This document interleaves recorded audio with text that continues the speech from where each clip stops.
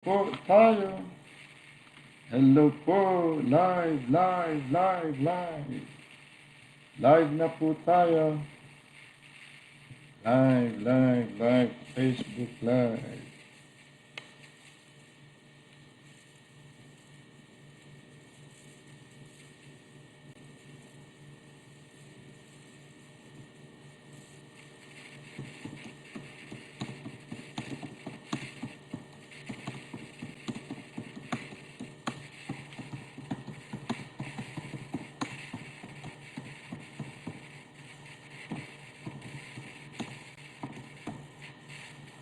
Live na po tayo. Sana kayo?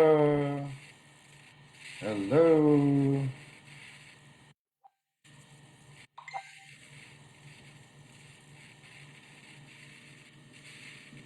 Basa ko nga. Wala nagpapasa.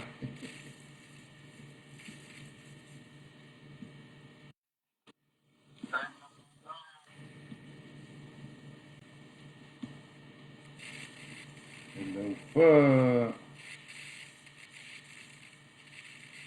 Pakibasa po muna ng pamagat natin. Yung pamagat ng ating live. Pakibasa po. Gusto po ba natin ito?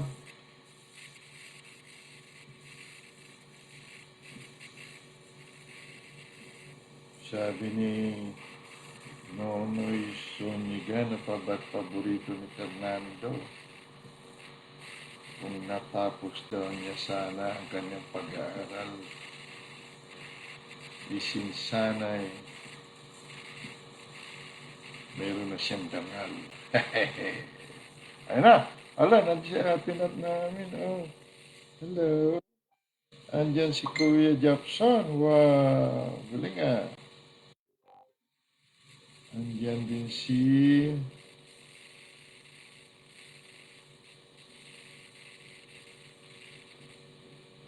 si Pastor Jing. Okay. Do you want to know the formula for victory? In English po. Gusto po ba natin malaman ang formula? Anong formula? Sa Tagalog, paki-translate nga. Sige nga, subugin ko nga kung alam natin.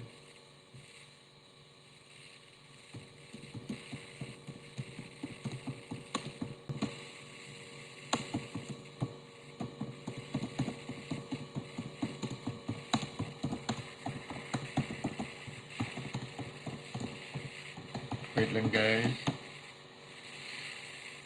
Hello! Andiyan na ba kayo?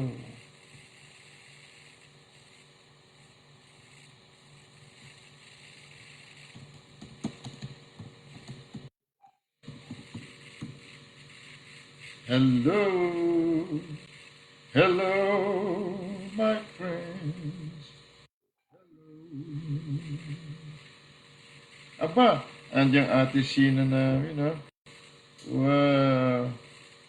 Yung mga baby preachers natin na matindi. Kumbaga, mga babies pa yan. Mga 15 years old. Pero tingnan mo naman. Medyo tinatalo-talo yung mga medyo SK. Kasi nahihiya sila. Ano ang Tagalog ng formula? Ano kaya ang formula? Ano kaya ang Tagalog ng formula? Ha?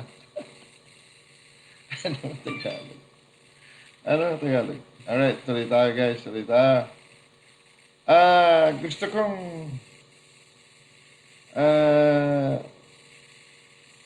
masitas natin sa gabing ito kahit paano. Gusto ko na pakiusap ko sana na ituro niyo po ito sa mga bata. Yung mga kaidaran ng mga 4 na taon, yung marunong magsalita, 3 taon, no?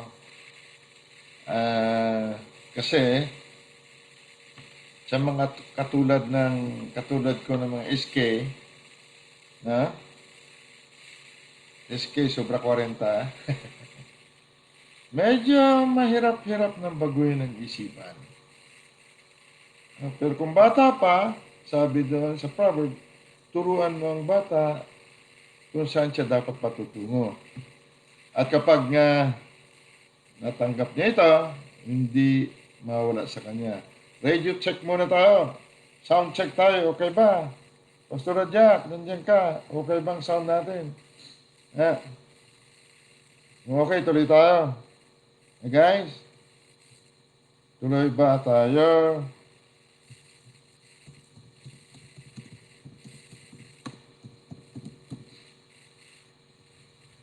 Ano, wala sumasagot.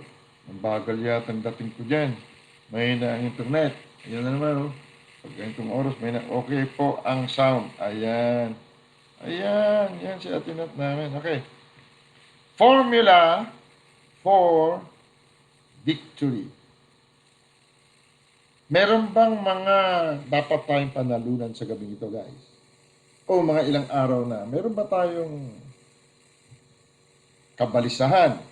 Meron ba tayong mga inaasam na hindi pa natin na kukuha? Ha? Alright, punta tayo. Punta tayo sa base o pundasyon ng formula. Alright. Okay daw ang sound. Okay daw ang sound. Alright. So, punta tayo sa Titus. Sa Tagalog, Tito. Loud and clear daw sa Pastor Jing.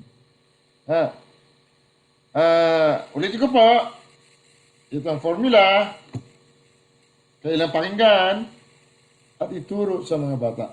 Para hindi sila makagaya sa atin.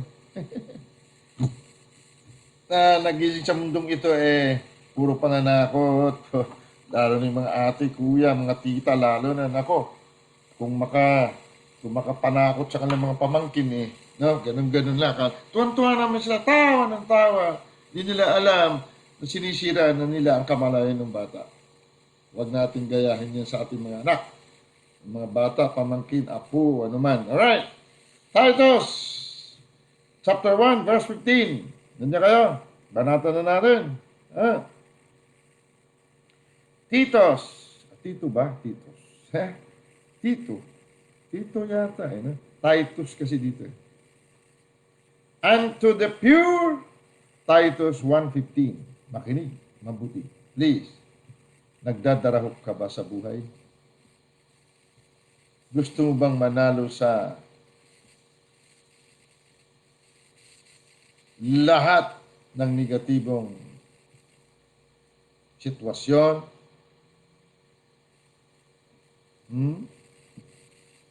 Gusto ba nating masolusyonan ang mabigat na problema? Ang aking pakiusap ay huwag po natin muna dalhin ang nakagisnan natin nung bata pa tayo.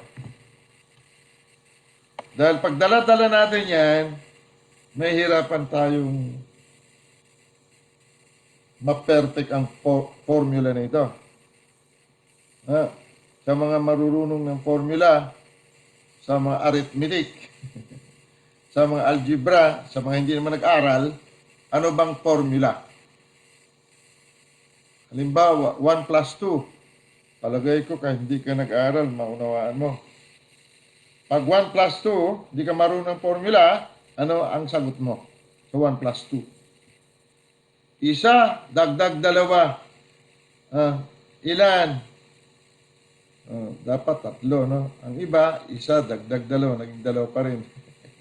Alright, yun ang formula. Alright. Unto the pure, all things are pure. But unto them that are defiled and unbelieving is nothing pure. But even their mind and conscience is defiled. Tagalog. Tingnan natin kung tama ito Tagalog. Sa malinis, kita mo, mali na kaagad. Iba naman ang pure sa malinis Ang malinis sa English, clean. Correct? Sinabi sa King James Version, pure. Lantay. Hindi malinis. So, di bale, ang sabi, sa malinis, palitan natin ha, sa mga puro, sa mga lantay, ang lahat ng mga bagay ay lantay o puro. Okay? Kasi malinis, kahit sino pwede maglinis eh. Iba yung puro o pure sa malinis. Okay? So, gawin natin pure, ha? Sa puro, ang lahat ng mga bagay ay puro. Lantay, di ba lantay, puro din. Tatapat sa nangahawa, nangahawa naman, at di nagsisampalataya. Hawa, ba? Pwedeng defile. No? Tatapat sa mga hawa, at di nagsisampalataya, ay walang anumang malinis. Walang pure. Walang lantay sa kanila. Buti pati ng kanilang pag-iisip at kanilang budhi ay pawang nangahawa. Defiled. Tingnan natin ang meaning ng defiled. Kasi nangahawa daw eh. Pag nagbabasa tayo ng Bible, kapatid, nakikiusap ako, huwag natin ipipilit yung nakagisnan nating doktrina. Lalo na kung Tagalog ang binabasa mo at mali naman ang pagka-translate. Dito, defiled.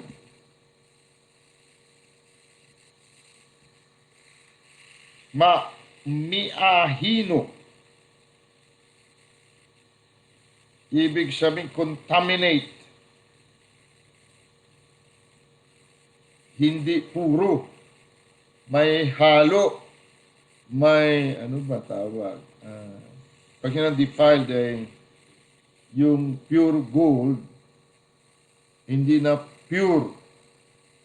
Hinaluan na ng maraming ingredients, kaya imbis na 24 carats, 9999999.999, ang carats niya ngayon ay naging 12 na lang.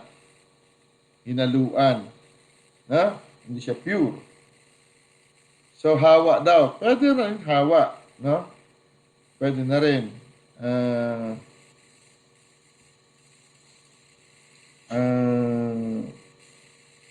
Ang pure ay wala pong halo. Teka lang, may hinahanap akong verse. Binigay sa akin ng Lord. Alam natin ito eh.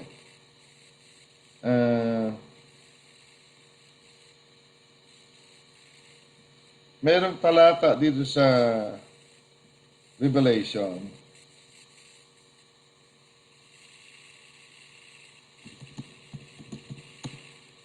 Na sinasabing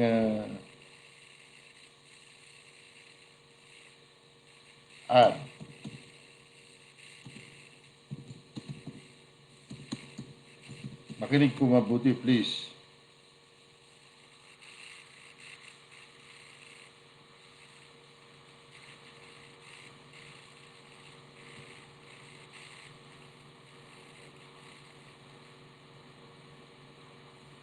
Come on. Ang sino mang formula po ito.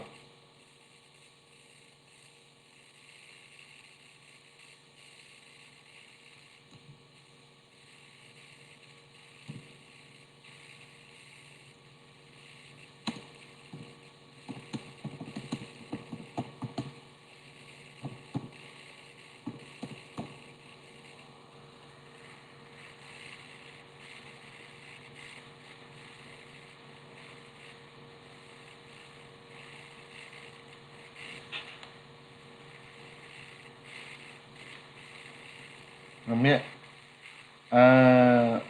i-search mo nga Ate Sheena yung sino man magbawas, kung magdagdag sa salita, ay babawasan ganito, dagdagan ng ganito. Wala sa, sa memory ko. Pag-search nyo lang dyan, sa prophecy, Ah,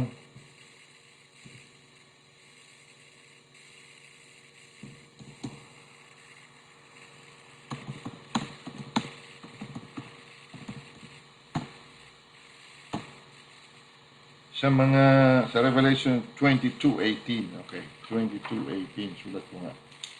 Yan kung tama ako. Revelations 22:18. Pahayag.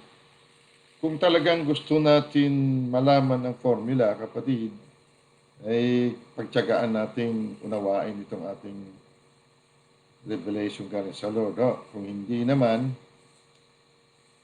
ay okay lang. No? Masaya naman yata tayo na kinakapuso. No? Masaya naman siguro sikat tayo sa church. Daming tagahanga tayo sa church, sa mundong ito, pero maya pinatay tayo ng COVID. Okay ba sa'yo? Sarap bang buhay na gano'n? Di bali, bishop tayo, ano man ang posisyon natin sa church, sikat naman tayo. Kaya pag nakarinig tayo ng kaibang turo, galit tayo. Dahil di tama yan sa maloob natin. Basahin natin, Titus 1:15. Thank you, Ate Nat. Yunus natin. Unto the pure, all things are pure. But unto them that are defiled. Baka meron kayong translation na iba dyan. Right? But unto them that are defiled. Ang Tagalog kasi hindi ka talaga komportable. Sorry guys ha. Okay. Sino man daw na puro, ang lahat ng bagay ay puro sa kanya. May kakilala kong ganon, na hindi siya apektado ng masasamang ugali na pinakikita sa kanya. Lagi siya may dahilan na kaya naman nasabi niyo, siguro puyat lang yun. Siguro ganyan lang yun. Tapos iba naman, hindi naman talaga masama ang pagkasabi sa kanya, kundi payo, masama pa rin ang pandinig niya. Kahit sa kabubutan yung pinapayo, masama pa rin pandinig niya. Sabi daw sa Bible sa Efeso 30, magpasakop kayo sa inyong asawa, katulad din naman ng church magpasakop sa kay Kristo. Pero ang sinasabi magpasakop sa asawa, magpasakop kay Kristo, ay magpasakop sa buhay nating Kristo. Sasabihin mo ngayon ang buhay mo, Kristo, ha? Ang buhay mo, Kristo, wala kang ibang buhay, magagalit siya. Hindi ako buhay Kristo. Ano ka ba? Kristiyano ka ba? Opo, Kristiyano ko. Na-born again ka ba? Opo. Ang iba naman, ayaw naman sa born again, kalaban namin yung born again. Basta kami, ganito kami sekta. So wala tayong pakialam doon sa mga ganyan. Lahat sa kanila, hindi pure. Sa mga born again naman, pag sinabing, born again ka ba? Opo. Ano ibig sabihin born again? Anak mo ng Diyos. Okay, anak ng Diyos. Pinanganak ng Diyos. Correct, correct. So kung anak ng Diyos, anong lahi mo? Tao pa rin po. Yan. Yan ang mga taong hindi pure. May hawa. Sabi diyan sa Tagalog, hawa. Defiled. Hindi na puro. Hinaluan niya ng kanyang doktrina, ng kanyang denominasyon, ng kanyang sekta, ang kanyang tunay na pagkatao na pure.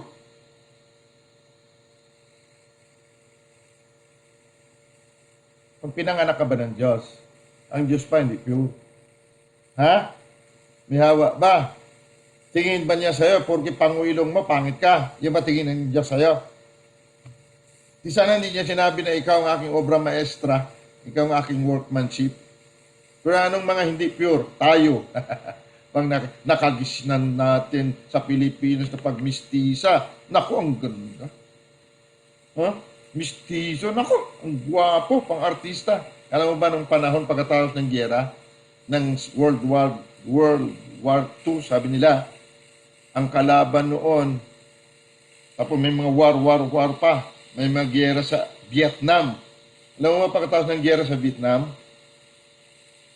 kapag naiwang ka doon, Amerikano ka, kakatayin ka nila pinong-pino. Lumipas ang mga taon, lahat ng mga naanakan ng Amerikano sa Vietnam noon ha, hindi ngayon. Pag mistiso ka, ang tingin nila sa demonyo. Dahil ang mga Amerikano ang pumatay sa mga kamag-anakan nila. Kaya pag mistiso ka doon nung araw, ang tingin sa'yo wala kang kasing pangit.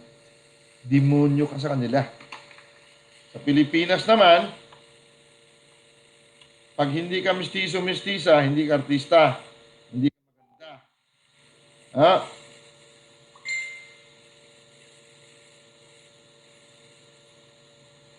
So,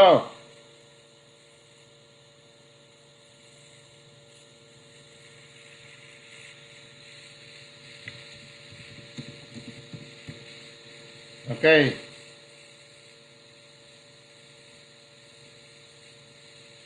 Tayo po, nagising tayo sa mundong ito, puro tayo may halo, may dumi. Kaya hindi matanggap ng mga Kristiyano na sila'y banal. Ang ugat ng kapanalunan o formula ng victory, kaya ng pure ka. Ang pure, puro ka, walang halo, dugo mo. Ang dugo ng pure, DNA niya, dugo ng kordero ng Diyos. Dugo ni Jesus.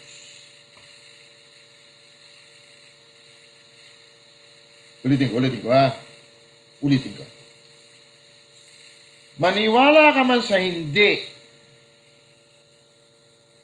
wala kang kapanalunan. Hindi tayo mananalo sa mundong ito hanggat hindi natin tinatanggap 100% na ang dugo mo at dugo ko ay dugo ng Diyos. Dahil sa krus, nagkaroon po ng palitan, nagkaroon po ng atonement, exchange. Kristiyano ka, ngunit ang iyong paniniwala sa sarili ay tao lamang, papatayin ka ng COVID na yan. May sinasabi nila silang variant. Ano yung variant na yun? Anong variant? Sa dugo ng Diyos, wala pong anumang dumi o virus na pwedeng dumikit man lamang. So,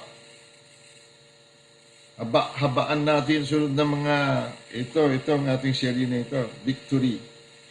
So, ang ugat, hanggat hindi natin na tanggap ang ugat na ito, wala pong formula. Puro ang mangyari, mamaya, panalo, bukas, maghapon talo. Hindi consistent. Ha?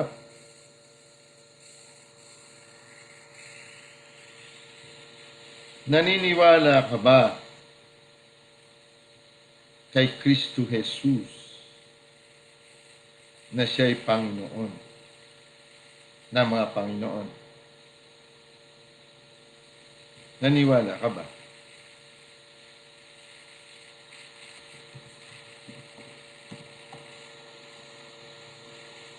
Iba yung naniniwala, ang demonyo naniniwala din ba? Nangangatog pa.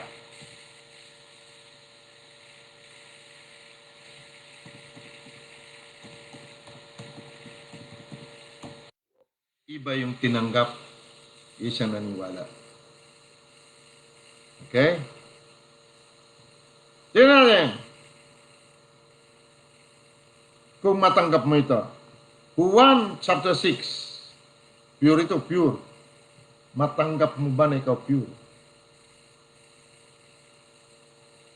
Chapter 6 ng Juan, nandiyan kayo.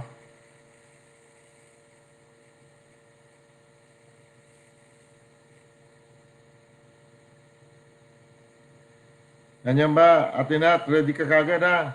Verse 53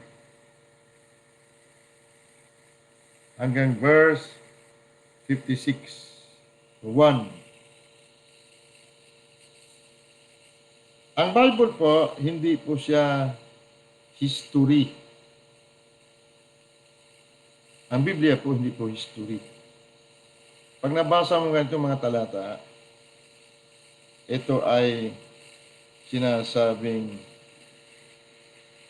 formula ng kaisipan. Psychological formula. Kapag naunawaan natin sa psychology natin o sa kaisipan natin, pagbaba nito sa puso, naging espiritu, naging Diyos. Hindi po ito history. Nasusulat diyang history kay Jesus, pero ito ay may salamin. Pag tingnan mo sa salamin nito, ang mga salita na ito, iba ang nakikita mo. Ang nakikita natin buhay na ikaw mismo. Pero sa mga hindi pure, na uwi lang sa reliyon ito. Pag tinanong mo na kung anong lahi niya, hindi ninyo matanggap. Verse 53. Tingnan niyo pa. Then Jesus said unto them, Verily, verily, I say,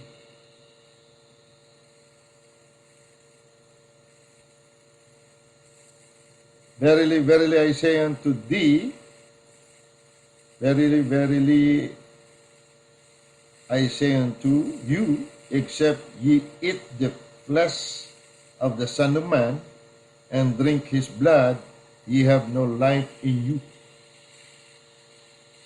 Sinabi nga sa kanila ni Jesus, katotohanan sinasabi ko sa inyo, maliban ng inyong kanin ang laman ng tao at inumin ang kanyang dugo, ay wala kayong buhay sa inyong sarili. Verse 54. Whoso eateth my flesh and drinketh my blood hath eternal life. Ang eternal life po, pure life. Ang eternal life po, buhay Diyos. Ang eternal life po, buhay ng mga creator ng good and very good. Ang buhay eternal o eternal life, ito po katauhan ng Diyos. Kung wala kang buhay na eternal, wala kang laban sa kamatayan. May buhay eternal nga tayo, pero hindi tayo pure. May halo ang ating paniniwala. Wala pong victory sa mundong ito. Sabi niya, victory, bakit? Namatay sa kanser. Andun na sa langit, salamat itay. At natapos na rin ang iyong paghihirap, victory sa kanila yan. Di sana hindi ka na lang binaba ng Diyos dito sa mundo. Kung pagbalik mo rin lang pala dun sa langit ay iba yung hirap, iba yung sakit ang dinanas mo, kahirapan dito sa mundo. Sinabi ka lang maghirap ka raw. Ba't ka ibababa ng Diyos dito? Para ano? Ha? Pero mas gusto nilang penitensya sila eh. So, napakaraming sumasama ang loob. Sabi dito, ang kumakain ng aking laman ay umiinom ng aking dugo ay may buhay na walang hanggan. At siya'y ibabangon sa huling araw. Nasubok niyo na ba uminom ng dugo ni Jesus? Nasubok na ba natin kainin ang laman ni Jesus? Kung titingnan mo ito sa panguunawa ng mga tao, ito ay karumalduman ng mga panalita. Kaya sa verse 16 mamaya, Ate Nat, idugtong mamaya verse 60 mamaya verse 60. Unahin muna natin kasi pagka nag-post ka dyan, umaangat. Kaya hindi ko mabasa. Okay? Verse 55. For my flesh is meat indeed, and my blood is drink indeed. Sapagkat ang aking laman ay tunay na pagkain, at ang aking dugo ay tunay na inumin. Ang ibig sabihin ng tunay, puro, langtay na inumin.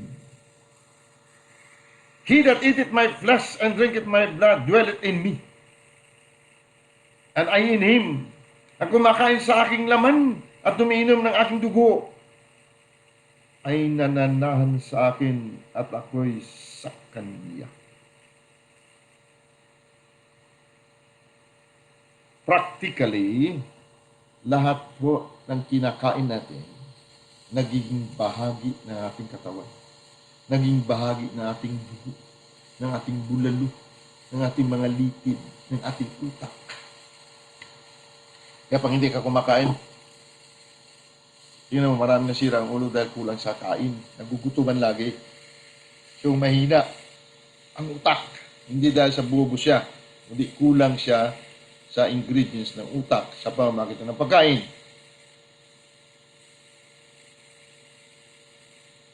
So, sabi ni Jesus, siya daw ang tinapay ng buhay na bumaba sa mundong ito. Sabi niya sa verse 48, I am the bread of life. Ako ang tinapay ng buhay. Sa verse 51, sabi niya, I am the living bread which come down from heaven. If any man eat of this bread, he shall live forever. And the bread that I will give is my flesh, which I will give for the life of the world. Kapatid, unawain natin sa psychological formula. Okay? Hindi sa denominasyon, hindi sa sekta. Para manalo tayo, okay? Nung panahon na tinanggap natin sa puso natin si Kristo na Panginoon, diniklara na ating labi na binuhay siya ng Ama mula sa patay at yun ay galing sa ating puso. Kapatid, kinain mo ang pangunahing pagkain at ininom natin ang dugo ni Hesus Kristo.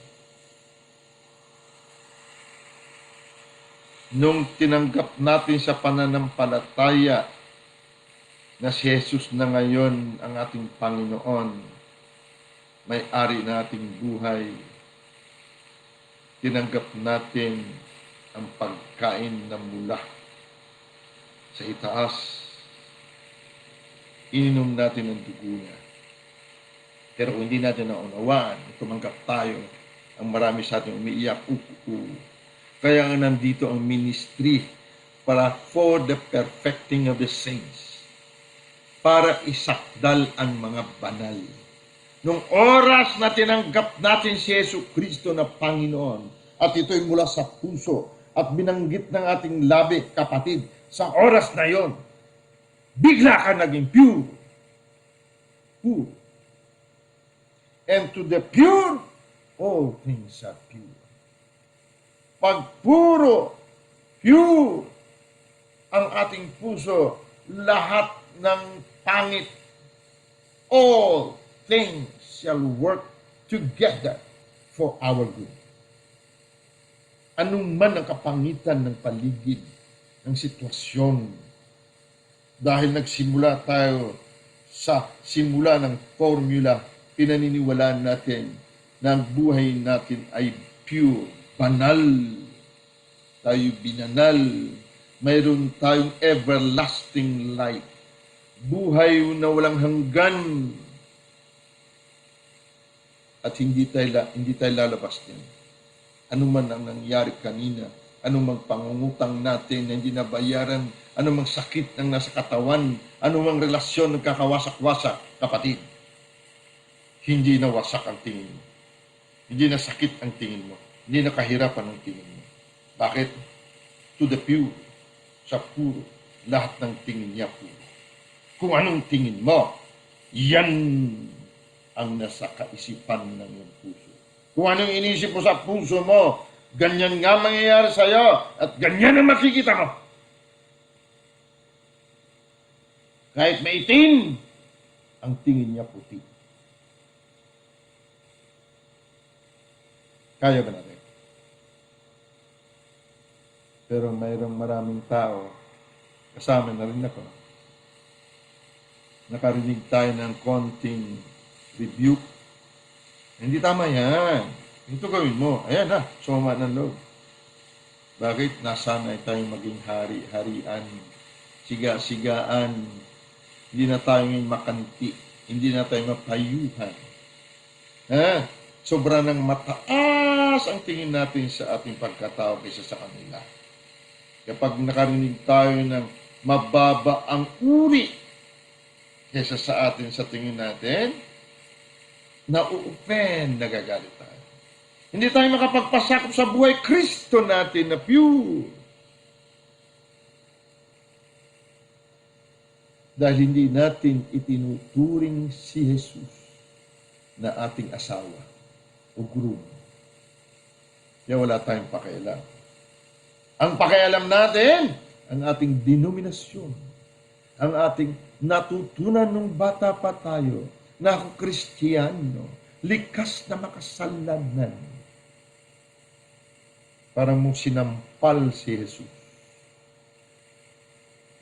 Para mong sinabi ka, Jesus, tumigil-tigil ka. Walang katuturan ang ginawa mo sa krus. Hindi ako banal, no? Ikaw lang banal. Ako hindi, no? Tinubos mo lang ako, eh. No? Tinubos mo lang ako para hindi ako mapunta sa impyerno. So sabing banal ako, eh, sinungaling ka naman, eh. Parang ganyan. Hindi pure. May hawa. So lahat ng ginagawa natin, papakahirap tayo pa para matupad ang ating pangarap at hindi natutupad. So what is purity? Punta tayo sa formula. Formula na tayo, okay? Pag pure ka, lahat nakikita mo pure. Pag lantay ang ating puso, lahat na nakikita natin lantay. Pag marumi ang ating puso, may dungis, may hawa, sabi sa Tagalog, puro tayo duda. Yan ang tutunan natin. Bata pa. So ngayon, pakiusap ko, kung pwede nyo sana simulan sa mga bata na huwag silang turuan ng ganyan. Lahat pure ituro mo sa kanila. Ganito ang purity. Kuha tayo isang example sa Bible. Para makuha natin kung anong purity at formula for victory. Romans chapter 4. Romans chapter 4. Tapos balikan natin dugo, ha? Yung dugo. Okay? Romans chapter 4 verse 17.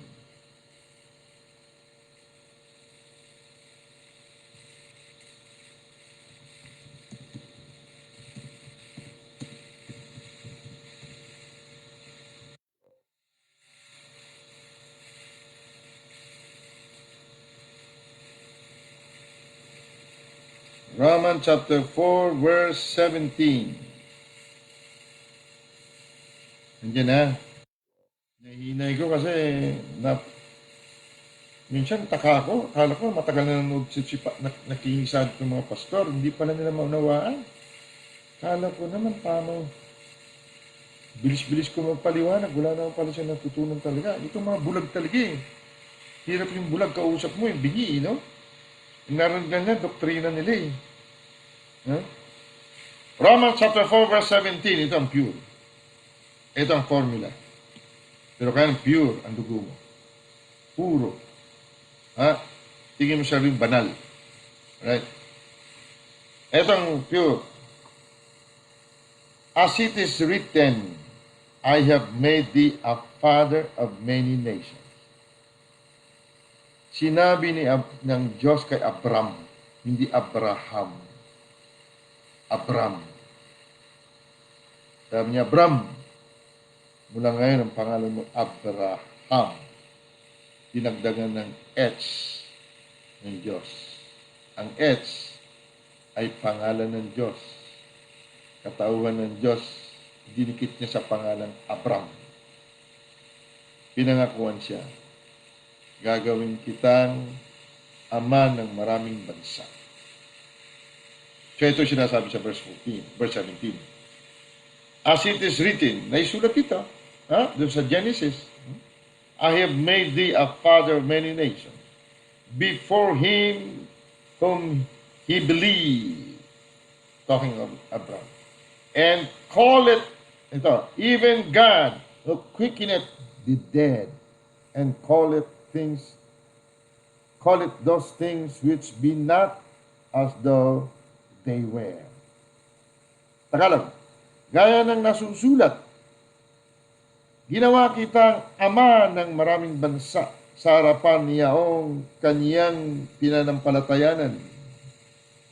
Sa makatuwid bagay ang Diyos, ang pure blood, na nagbibigay ng buhay sa mga patay at tumatawag sa mga bagay na hindi pahayag na tila hayag na. Ano ang mas madali, kapatid? Tingin mo. Na ang sitwasyon mo ngayon, napakahirap tingnan na mauwi sa mabuti. Kaysa ang patay ay titingnan mong buhay. Ulit. Napakabigat ba ng problema mo, kapatid? Sobrang bigat. Na parang imposible na mabago pa sitwasyon.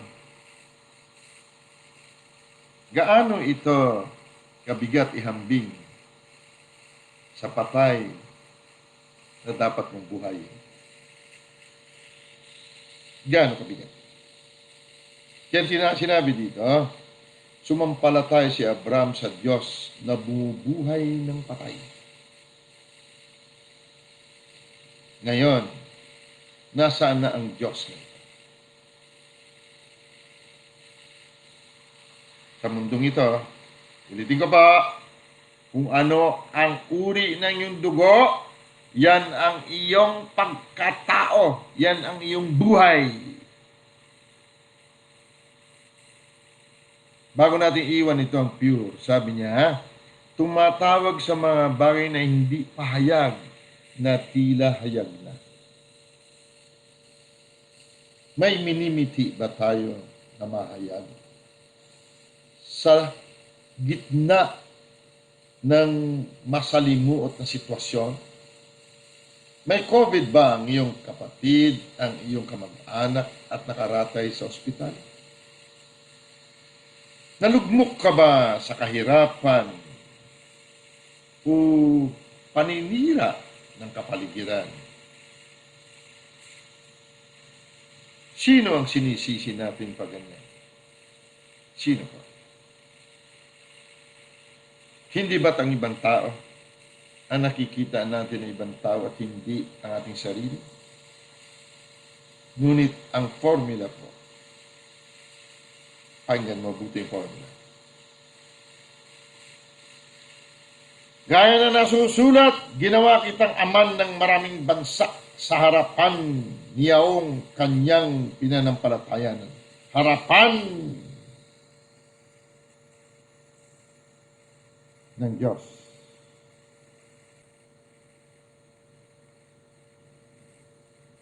Pag humarap tayo sa Diyos at hindi tayo pure, kahit anong salita ng Diyos, kahit anong pangako ng Diyos, ng lahat ng bagay ay gagawin kong mabuti para sa iyo. Mahalin mo lang ang Diyos na iyong buhay. At isagawa mo ang layunin ng Diyos na buhay mo. Pag dumating ang salita ng doktor, salita ng mundo, na taliwas sa gusto nating makita, pumasok ang may hawa, may dungis na dugo, at sasabihin natin, likas tayong makasalanan. Umaasa kami sa iyo, buhay na Diyos na puro ang dugo. Kaya talo ang buhay. Sa harapan ng Diyos, na buhay mo, hindi labas sa iyo. Tawagin mo ang patay na buhay. At tawagin mo ang bagay ng kalayaan, ng deliverance, ng healing, ng prosperity, na parang hawak mo na. Kailangan feel natin na hawak na natin. Ngunit mangyayari lamang ito kung ang buhay sa laman ay sang-ayon sa dugo. Anong dugo? Leviticus 17:11. Puna tayo sa Old Testament. I-post ko po dito ang English. Bahala ka na, atinat. Life of the flesh is in the blood. Leviticus 17:11. Tingnan niyo po ang pagkasabi dito. Ito ay prophecy na naganap sa lahat ng Kristiyano. Makinig, mga Kristiyano. Hindi mo makuha ang panalo sa mundong ito ng parireliyon lamang, padino-denominasyon lamang, dahil ang kalaban po natin, mga hukbo ng mga Diyos. Dati sila mga anghel. Ang mga anghel po, tawag din sa kanila Diyos o Elohim. Tapos ikaw, dugong tao ka lamang, akala mo, kakayanin mo sila. Sasabihin mo, mayroon naman akong Panginoon. Oo, may Panginoon tayo. Tinanggap mo ba si Panginoon ng mga Panginoon? Upo, pwede siya na ngayon ang iyong dugo. Siya na ngayon ang iyong buhay. Sino asahan mo lumaban sa mga hukbo ng demonyong ito? Si Panginoon mo pa rin. O ikaw na kanyang buto at laman. Basahin mo. Leviticus 17:11. For the life of the flesh is in the blood. Nakita mo itong kamay na ito. Flesh ito. Dito gagalaw kung walang dugo ito.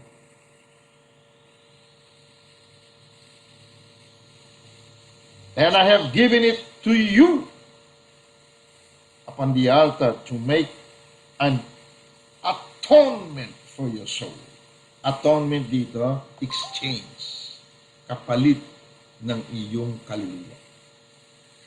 For it is the blood that make it atonement for the soul. Nasaan daw ang buhay ng laman? Nasa dugo, correct? Ayan, hindi ako nagsabi. Basahin mo mabuti, kapatid. Sapagkat ang buhay ng laman ay nasa dugo. May laman ka ba? Tingnan mga laman mo. May laman ka ba? Kurutin mo nga kung masakit. Kung masakit, ibig sabihin may dugo, dumadaloy. Pag walang dugo, dumadaloy, paralyzed, kurutin mo man, walang pakiramdam. Kasi walang dugo. Okay? Sapagkat ang buhay ng laman ay nasa dugo. At aking iminigay sa inyo sa ibabaw ng dambana upang itubos sa inyong mga kaluluwa. Sapagkat ang dugo'y siyang tumutubos dahil sa buhay. Ibig sabihin, simplehan natin. Nung tinubos tayo ni Kristo Jesus, ang dugo niya ang nananalaytay sa laman mo. Kaya sinabi niya mula ngayon ikaw ang buto at laman ni Kristo Jesus. Ano ang dugo ni Jesus? Dugo ng Diyos.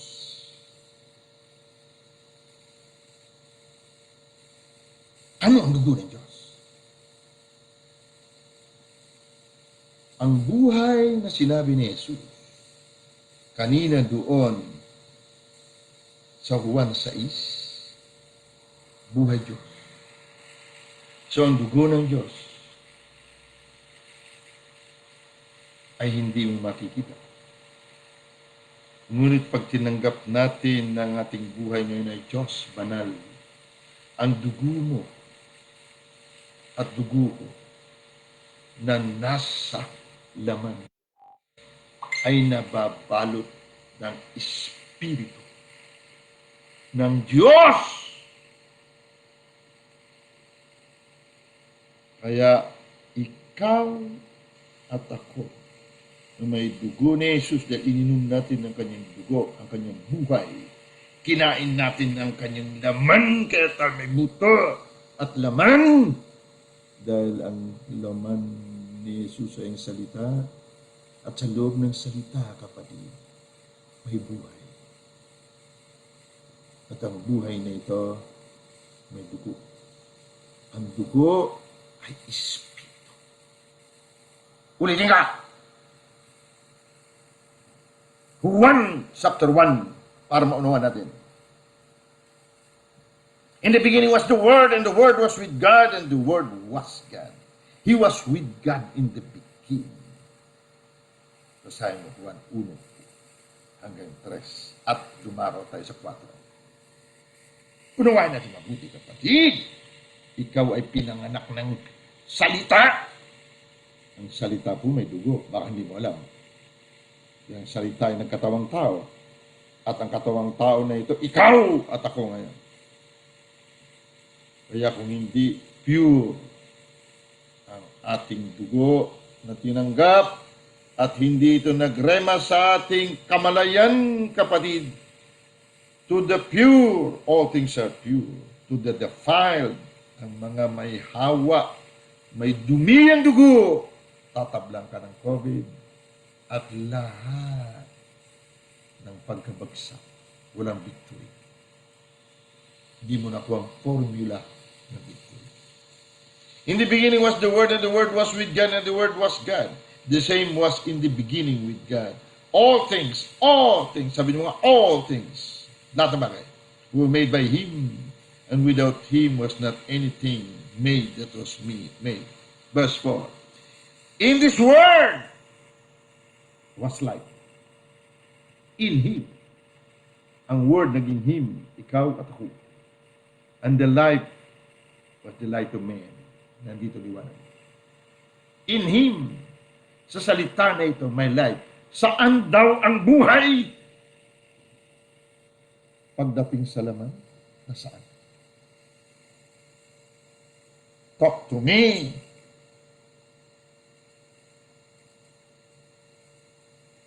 Life in the flesh is in the blood. Nung nagkatawang-tawang salita na ikaw at ako, at ang salita, sinabi dito, ay buhay ng tao. Anong buhay ito? Buhay ng salita, buhay ng Diyos.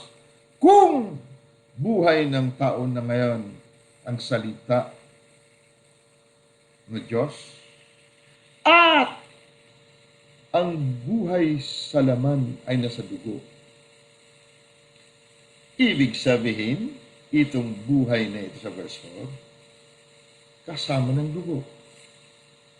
Dahil kung walang dugo sa laman, walang buhay. May buhay kadawi ng Diyos eh. You know? In Him was life, and the life was the light of men. Nasa Kanya ang buhay. At ang buhay ay siyang ilaw ng mga tao. Ang ilaw na ito, kaluwalhatian ng Diyos, hindi ito madampian ng anumang lason. Lahat ng lason, pag dumikit sa dugo na ito, namamatay. Kaya sabi John G. Lake, ilagay mo dito ang virus. Tingnan mo sa palad ko. Tingnan mo sa microscope kung ano nangyayari sa mga uod na yan. Pagpatong dito ng uod na matinding virus Nakita na sa microscope na namatay sabay-sabay. Nasa kanyang buhay. Nasaan ang buhay? Nasa salita. Ang salita ay laman at dugo ni Jesus. Dahil ang salita ng katawang tao.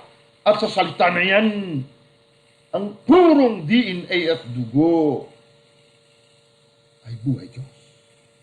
Kung ang buhay sa laman ay nasa dugo at itong salita ngayon ay buhay at nasa iyo, natural ng salita na ito na nasa iyo may dugo. Dahil walang buhay sa laman kung walang dugo. Ito ang pundasyon ng formula natin. Tingnan mo ha. Tingnan mo. Tingnan mo kapatid. Ating pinuhin. No oras na ba? Meron pa akong 10 minutes. Marami tayong titingnan. Pero kung hindi ka naman masinsinan makinig, ay di okay lang. Umasa ka sa itaas, no? Kung may sakit ka, hindi umasa ka. Tingnan mo. Baka sakali. Sige, umasa ka.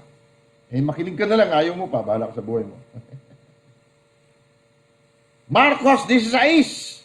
Tingnan mo kung ano nangyayari. Kung ang dugo mo ay pure, to the pure, all things are pure. Ibig sabihin sa mga purong dugo, lahat nangahawakan nila naging puro. Lahat nakikita nila puro. Pure. Walang hindi pure. Bakit? Silang ugat ng lahat ng pure. Silang simula ng lahat ng pure. Ikaw ang pangalan ng lahat ng mga bagay na pure. Good and very good. Mark chapter 16. Ha? Hindi kaya? Verse 17 and 18. And these signs shall follow them that believe. Ang mga tanda nito susunod sa mga sumasampalataya sa kanyang pangalan. Ang ibig sabihin, believe in my name. Sila na ngayon ang nakikitang katauhan ni Jesus na may pure blood. Salita ng katawang tao. At may buhay. They shall cast out demons. Hindi sinasabing cast out demons dito kapatid, sigawan mo talaga. Nangyari kay Pedro ito.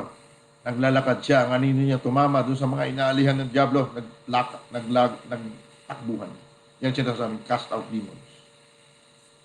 Pag nadaanan na ng anino ng may pure blood, takbuhan sila. Bakit? Parang impyerno sa kanila. Salot sa kanila ang pure blood. Dahil ininom mo ang blood ni Jesus. Hindi na kayang lapitan. Nasusunog sila. Maging sa anino mo. Kaya tinignan ni Pastor Harvey, yung sira ulo, bumulong lang siya. Huwag ka lumapit sa akin. In Jesus name, huwag ka lumapit. Nung makaharap niya ilang metro, boss, alis na po ako. Paalam na po ako, uwi na po ako. Nanginginig pa eh. Ha? Parang nakikisuyo po ka, huwag mo akong napitan, huwag mo akong napitan, masusunog ako! Parang ganyan. In my name shall they cast out devils, they shall speak with new tongues. Bago pananalita nila, kapatid. Ang mga pure, iba po pananalita. Verse 18, they shall take up serpents. Hawakan nila mga makakamandag, mga serpente. At kung uminom sila ng nakakamatay, sabi niya, it shall not hurt them. Kung uminom sila ng lason na nakakamatay, hindi sila maano sa anumang paraan. Bakit? Pure ang buhay. To the pure, all things are pure. Walang hindi pure na pwedeng dumikit sa mga pure. Puro. Nakita mo? Si Jesus ito, nagsabi, pag sumampalataya ka sa pangalan niya, pag sinabi sa pangalan niya, sa katauhan niya, ikaw ang nakikitang katauhan niya. Yung sinasabing sumampalataya sa katauhan niya. Sabi niya kanina, maliban na kainin ninyo aking laman at inumin ng aking dugo, wala kayong bahagi sa akin. Hindi ko kayo bahagi. So pag sa mga sumasampalataya, ang lahat ng bagay na parang wala pa, sabi niya, naganap na. Natupad na, akin na yan. Yung kapayapaan sa problema, akin na yan. Dahil ang problema, hindi yan pwede umubra sa aking pure na buhay. Purong dugo. Ang buhay ng laman ay nasa dugo.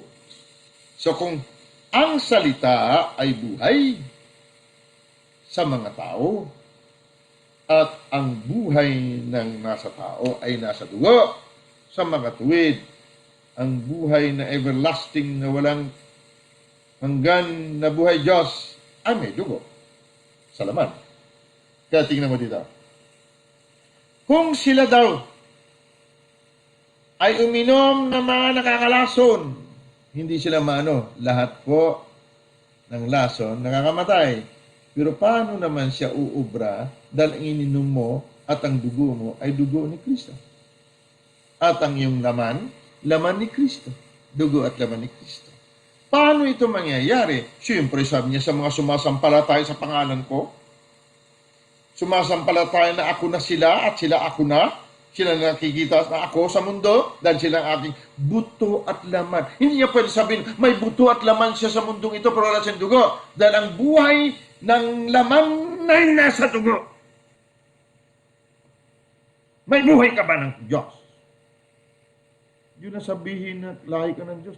Takot ka na, nanganganog ka niya. Hindi mo na matanggap. Buhay pa ng Diyos. Nasa laman ka. Sabi niya kanina, sa verse 4 ng chapter 1, ang salita, ano sabi kanina? Basahin ko nga ulit. Pagtanong-tanongin natin, ha? Sabi kanina, sa verse 4 dito, pinos ni Atinat natin. Sabi dito, nasa kanyang buhay, hindi niya dinugtungan sa King James Version, sabi niya, in Him was life, and the life was the light of men. Sinabi sa Tagalog, nasa Kanya ang buhay. Kung ating iksian, nasa Kanya ang buhay, maging nasa laman. So kung ang buhay ng laman ay nasa dugo, at ito ngayong buhay na ito nasa tao, sa makatuwid, may dugo ito. Dahil walang buhay sa laman na hindi sa dugo. Correct? So doon sa binasa natin, Marcos 16:18, pag tinuklaw sila ng ahas, uminom sila ng lason, hindi sila maano. Bakit? Ang kanilang dugo ay dugo ng salita o ng Diyos. Dahil ang salita ay Diyos. So, dito sa basic na ito, sa pundasyon na ito, buhay at kamatayan pinag-uusapan. Pinakadulo ito, buhay, kamatayan. Buhay, kamatayan. Doon sa dulo ang kamatayan, doon sa dulo ang buhay. Halimbawa, ang sakit, ang dulo niyang kamatayan. Ang kahirapan, dulo niyang kamatayan. Ito ang panimula ng kamatayan. Kung siya'y simula ng kamatayan, buhay, o ang sakit, kahirapan, kawalang pag-asa, ano ang kanyang pakialam o ang kanyang magagawa sa buhay naman na nasa dugo, na buhay ng Diyos.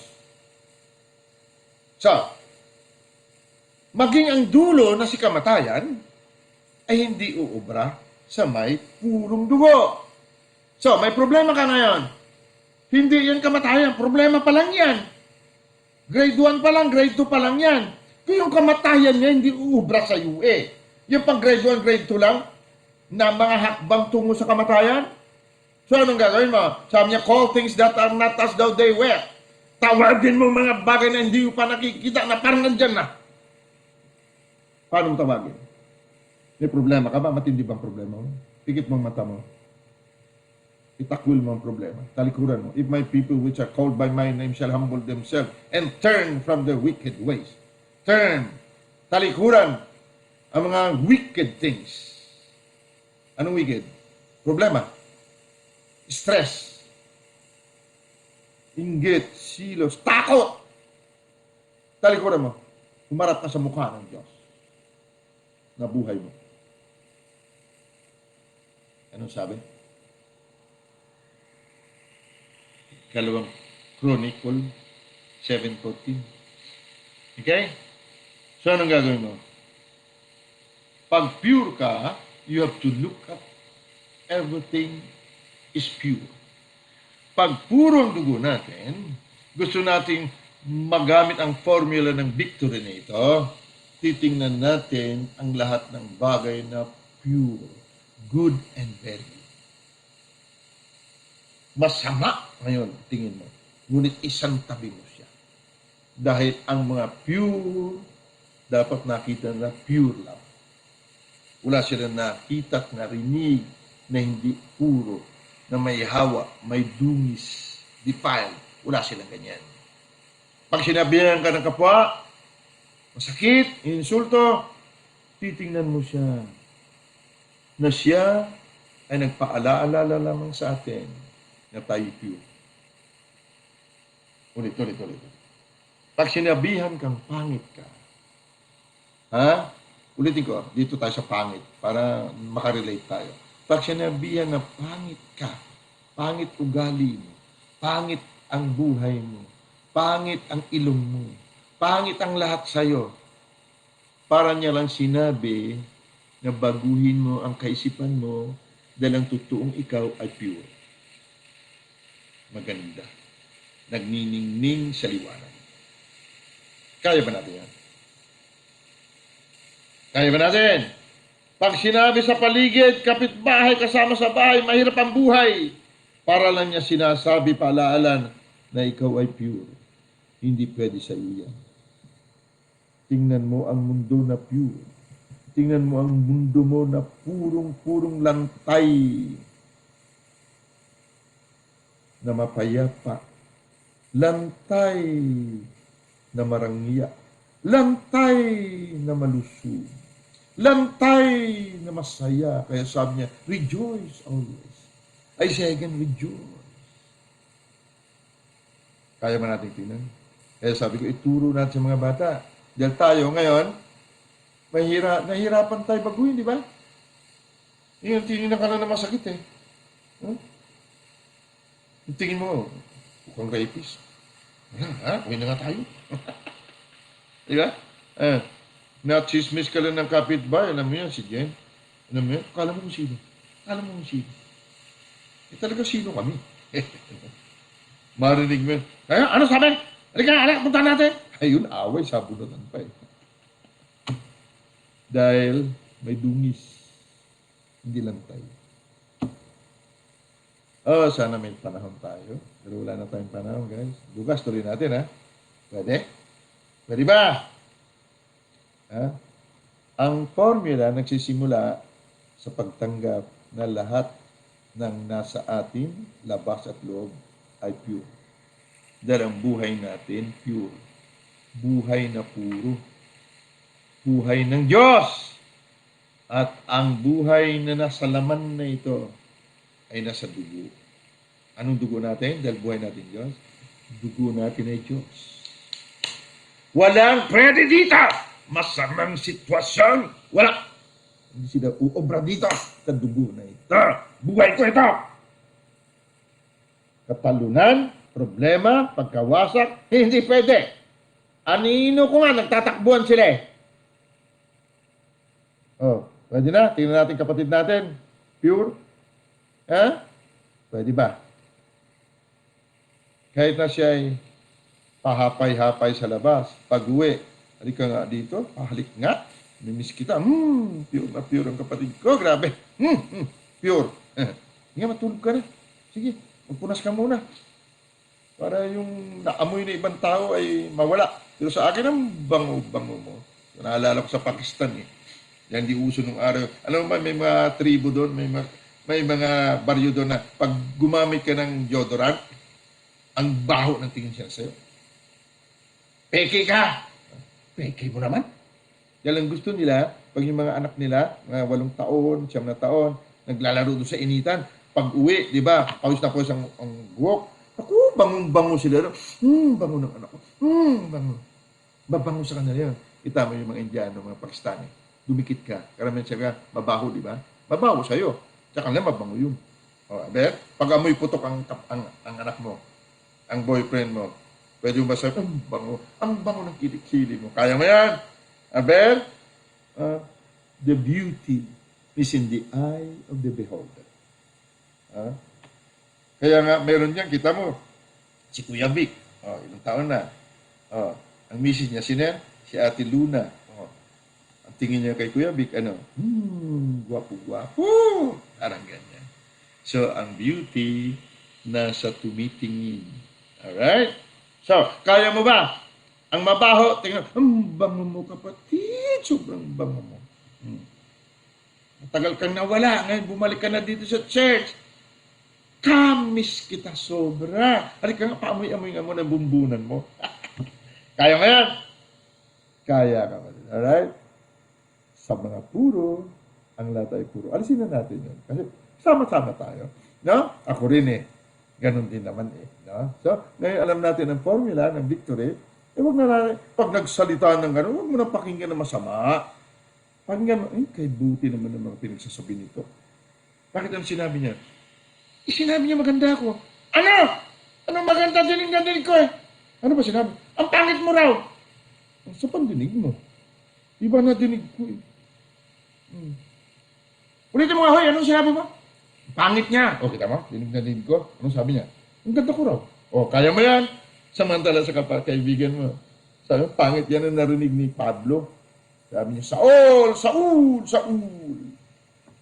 Bakit mo ako inuusin? O, narinig niya si Jesus. Ang makasama niya, hindi nakarinig. Alright? Kaya natin mag-concentrate.